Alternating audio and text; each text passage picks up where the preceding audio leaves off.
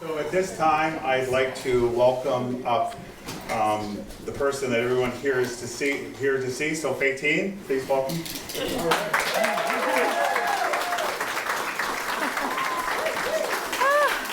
Wow. Okay, am I supposed to be holding a microphone for the recording? Am I supposed to be holding that? I don't know. Am I? I'm like double-fisted here right now. Wow, what a night. Hi, everyone. Oh my gosh, all these. Oh my gosh, I could just cry. What a room. Filled with love and potential and hope. I'm just so moved. My goodness. Okay, so this is a little bit, out of the ordinary, because normally I would get up here and I would give you all a speech about why you should vote for me and, where we're going. And then my opponent, who decided not to show up, would get up and do the same. And then you guys would go off to the voting ballots, and then they would tally it all up, and we would eat potato salad while we wait. And then whoever wins would come up and give the acceptance speech. But since it's a one-horse race at this point, I get to kind of mush both of those speeches into one, and I'm going to try to be quick, but I'm a communicator, so, I want to start by just saying just a heartwarmed thank you. I look throughout this room, and such a mirage of faces looking back at me, some that I've met just in the last few weeks, some that I've known for decades, literally, some that live in Hampton, some that live in St. Martin's, and most of us that live somewhere in the middle. But I just want to start by saying thank you. Thank you for taking time on a Tuesday night to be here. Thank you for your support. Thank you for those of you that signed up to vote. You voted before we even voted. You sent a message. I actually heard from Doug that there have been more people sign up for the PCNB party in Hampton-Fundy-St. Martin's than all the other ridings combined in the entire province. Like, that's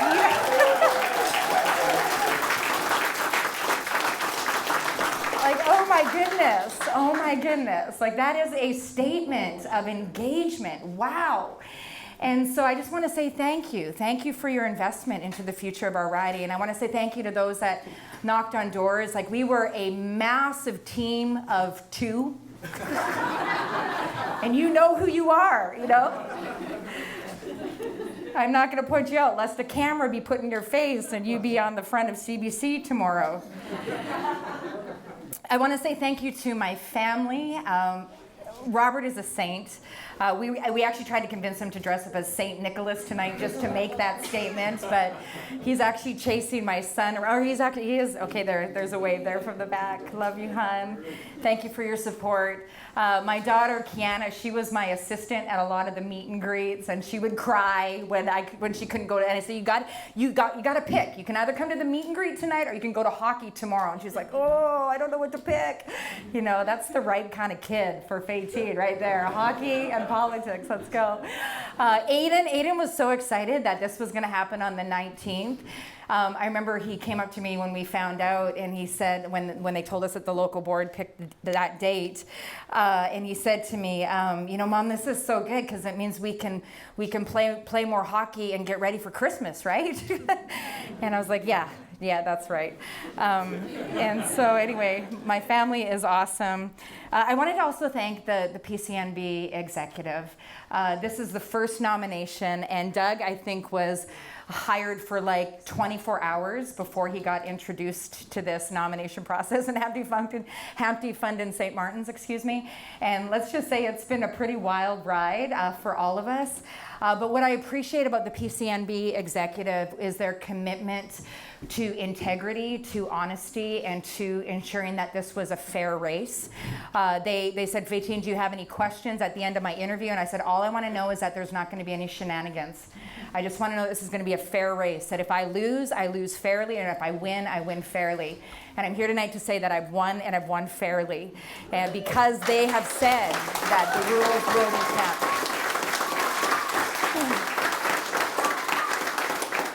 And I'm proud to be a part of a party that will make the hard choices to uphold integrity and strong values. I think that's important. I think it sends a message, and I think that's the type of leadership that we're all looking for, right?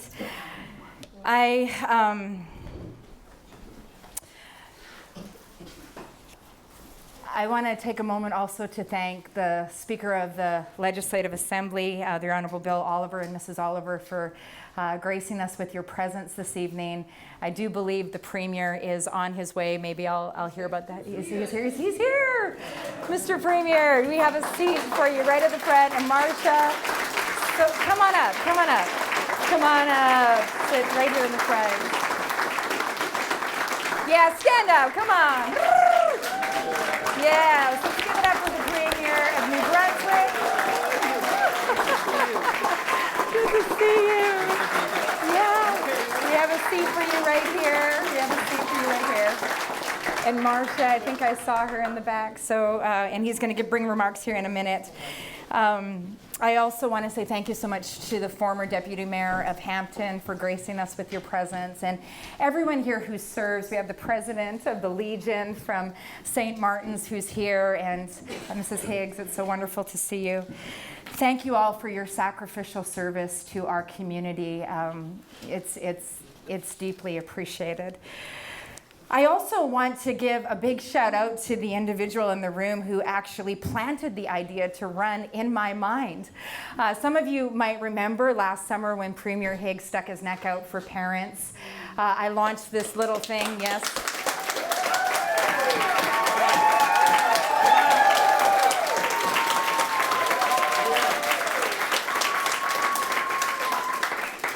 I launched, I thought it was just a simple little petition, and that petition went boom in a minute.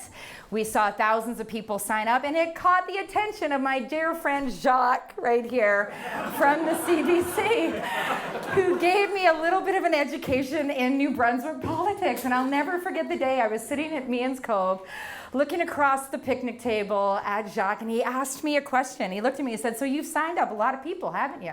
Or on this petition, you've got a lot of names and phone numbers." And I was like, "Yeah, I guess, a few thousand.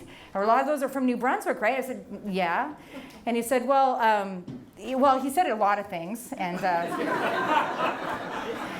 but then he asked me a question, and he said, and I'm of course paraphrasing, he said something along the lines of, "Well, have you ever thought of running again, maybe provincially?" And I looked, like my inside voice was like, "No, not at all." And but I'm a journalist as well, so I lobbed him back a question, just being a little bit, mischievous. I said, "Well, Jacques, if I ran, would you vote for me?" And you know what? In that one moment, we both pivoted from journalist to politician to politician, and neither of us answered the question, I am proud to say. But it got me thinking, because then, I think it was the next day, right, Jacques? When you pointed out that I wasn't actually in Blaine Higgs's riding. I was in Gary Crosman's riding, by one or two streets. And first of all, I felt it was very creepy that Jacques knew where I lived. But I was like, "Thank you for the information. That's very creepy that you know where I live." Whatever. So anyway, so he just said, "I just want to point out you're not actually in the Premier's riding, you're in Gary Crosman's riding." I was like, "Oh, okay." And then it was actually a couple weeks later that I began to hear chatter that Minister Crosman was going to be retiring. And people began to ask, just straight up, saying, "Faytene, Minister Crosman is retiring. Premier Higgs needs a team that's actually going to be his team, right?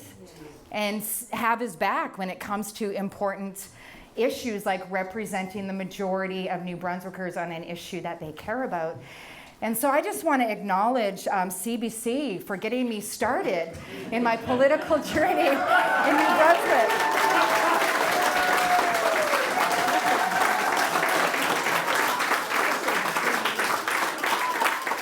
I will be forever indebted to you.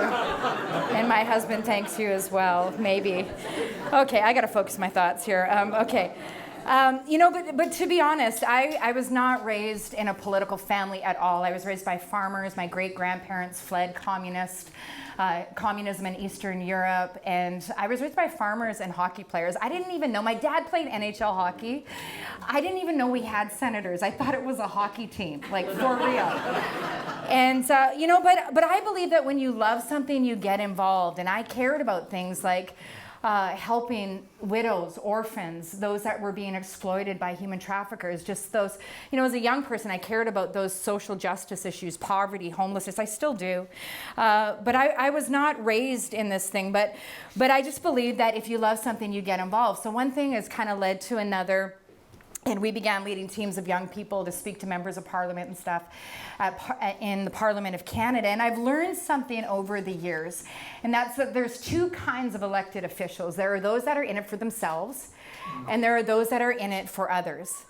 And there are those that will flip like a pancake with the wind, and there are those that actually have a backbone and actually will stand for what they believe in, whether it's politically correct or not. And when I saw Premier Higgs take a stand for parents when he was actually representing the majority of New Brunswickers, according to Angus Reid polling, which it was actually a national poll, but we are Canadian. And when I saw the heat that he was taking, I thought, you know what? This is a leader that has a pedigree and a stature and is from I'll just use the word again, pedigree, that is so rare in our nation. And so when the opportunity afforded itself, opened up for me to actually take a position to say, listen, I'm going to ensure that the next majority conservative government in 2024 will actually be a team to represent New Brunswickers on the issues that they care most about. And so I am so excited that tonight is the first step in what hopefully will be that exact thing, being a part of Team Higgs in 2024. And so I just want to say I am very, very honored to be the acclaimed candidate tonight. And so that was my initial initiation, CBC, planting the seed, a sense of conviction. I have a conviction, like many of you in this room, that leadership matters. And I first developed that conviction when I was rescuing children at risk in the midst of a war zone in West Africa. It was there that I saw how good leadership is a game changer and how bad leadership can be devastating for the most vulnerable in society. Let's face it, leadership absolutely matters. And I think we've learned that in the last 8 years with what we've seen at the federal level. And so I'm always the type of person that leads with the heart into these things. I've got a backbone. I am a very, very hard worker. But if my heart isn't gripped for something, you will not find me there. And so I felt a conviction that Premier Higgs deserved a team that was going to stand firmly in his corner going into the next majority conservative government for the third term. But something happened. And that was that I began to meet you. I want to share with you a couple moments that have marked me over the last few weeks. These are things that have just put fuel in my tank, and I want to say I'm very glad that this is a type of fuel that does not have the unjust and ineffective carbon tax attached to it.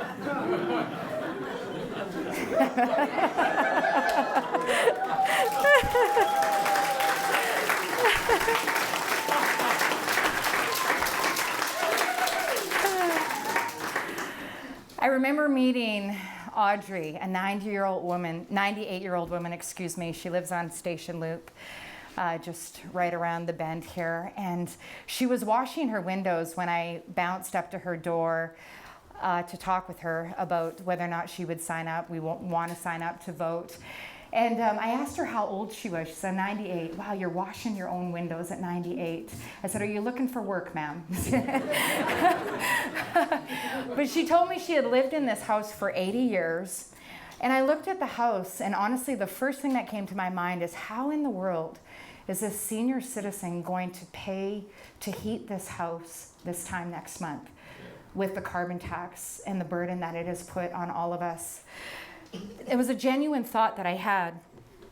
Then I'd like to cross-reference that with another encounter, an individual, and I'm not going to share any more names just out of respect for anonymity, but there was a man and his wife who I spoke to on the phone who have an excavation company, and they said, Faytene, it used to cost us $500 to fill our truck with gasoline, with fuel. He said it now costs us a minimum of $1,500. He said the burden that this unjust and ineffective, that's my amplified version, carbon tax, the burden it has put on us is unsustainable and crushing. And he basically said, if you are elected, will you be a part of the voice to make sure that we get the unjust and ineffective carbon tax off of New Brunswickers? And I said, absolutely, yesterday. Then I remember the night when I bounced up to another man's house, and I just might cry on this one. He's a veteran, and he was coming out to his car, and he looked at me, he began to share with me how he was caring for his wife, and how his wife was, fighting some things. And he looked at me and he said these words, Faytene, if I die, she has people to take care of her. But if she dies, I don't have anybody to check on me. And in that moment, the gravity of responsibility that we have to care for one another hit me. And I remember thinking, if I'm MLA, I'm going to make sure I check up on this guy regularly. And then I corrected myself. And I thought, no, even if I'm not MLA, I'm going to make sure that I check up on him regularly. And in that moment, I adopted him as my grandpa. And anyway, you may see selfies in the days to come. I was struck by the story of another man who told me that his mother died at St. Joseph's Hospital after basically living there for months because she had nowhere to go when she was in need of palliative care. I remember the nurse just up the road here on Porter Road who shared with me how almost half of the beds up at St. Joe's are with seniors right now who are in that exact same situation. And in that moment, I was so grateful to know that we have a premier and a provincial team that is absolutely committed to innovating and making sure that we continue to solve this healthcare issue. And they've had incredible gains over the last 5 years. But what I love about Premier Higgs and his team is that they are innovative and they are absolutely committed to making sure that we all receive the best care that we can, because as our population continues to age, obviously this is an issue. I need to speed this up. Then there were the two moms that I talked to that were in the rural part of the riding.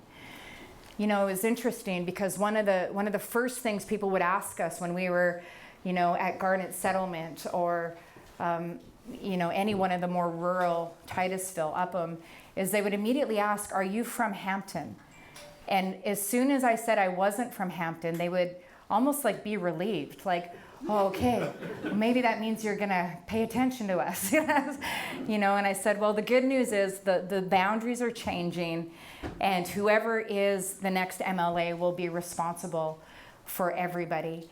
But I remember the single mom who said to me, she said, Faytene, there's all these dead spots around my house. And she said, when I'm driving home at night, she said, I'm always afraid because what happens if my car breaks down with my kids? And I'm in one of these dead spots and I am not able to call anybody. The other mom who said, I have to drive 25 minutes to go to a playground. And she said, there's a lot of times where I just can't get there and my kids are just bouncing off the walls because they have nowhere to play. And in that moment, I decided that if I win, or maybe I'll say when I win, if I win, I am going to be an MLA for this entire riding. I want to do everything that I can to make sure I knock on every single door, listen well to every single story, and truly be a person for the people. Don't get me wrong when I point out some of these needs. I think the first step to solving problems is identifying problems, right? And I believe that the people who have the best ideas are often just that, the people. And so if we will listen well, if we will connect with our hearts to the real felt needs of those around us, our neighbor, I believe that that is the starting point to come back to a table of leadership to say, okay, how do we solve these problems so that the quality of life for everybody is increased? I'm excited to be a part of a team that is determined to work hard to ensure that we find solutions for us all. I'm going to read this. It's my conviction that the duty of government is to build a society where everybody flourishes, where we're free to live our lives, grow our businesses, build our homes, shoot our food. Right, Chuck? Right. That was for you. Shoot our food, raise our kids in accordance with our values, live our lives, and go as far as our work ethic will take us. I am proud of the fact that the biggest criticism of my nomination campaign is that I was a hard worker. I'm like, really? That's a criticism? Because you know what? I was a hard worker then.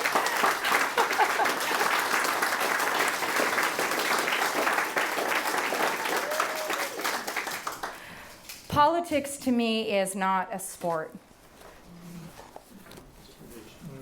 It's a trust, it's a conviction.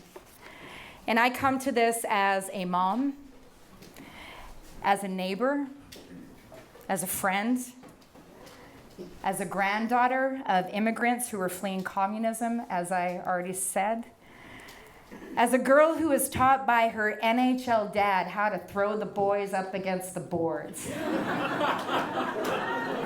Just kidding, just kidding. How to move the puck down the ice for the sake of the team, I meant to say. I'm just kidding. And together we are that team. I love how they used to say of Wayne Gretzky that he was great because he skated to where the puck was going to be, not where it was. That we need to look to the future.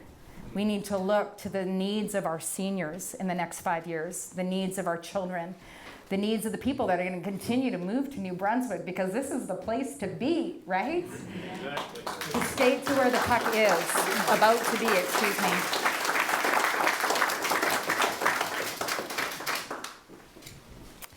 And at the risk of sounding sloganistic, I just want to say this. I truly do believe that our best days can be ahead. I would not have signed up for this. Honestly, the brutality of politics isn't worth it. If you don't actually think you can make a difference for people, if you don't actually care, I don't know, you gotta be crazy to say yes to this because of some sort of personal ambition or desire for personal career advancement.